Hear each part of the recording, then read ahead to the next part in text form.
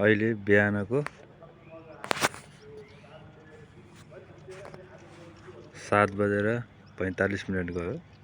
भर्खर सूर्य उदाएका छन्। हामी पोर्चुगलको बसाइमा यस्तो ठाउँमा छौँ कि यो खेतै खेत पहाडै पहाडको बीचमा, जङ्गलै जङ्गलको बीचमा कन्टेनरको बसाइ छ।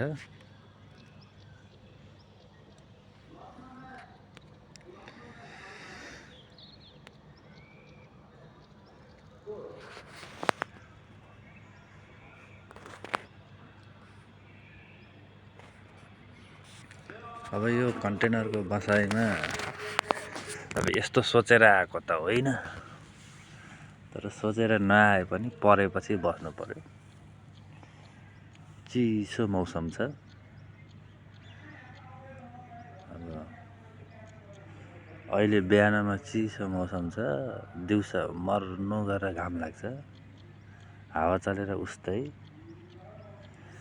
गाह्रो छ। 20 लाख रुपियाँ खर्च गरेर आएको पोर्चुगल पनि।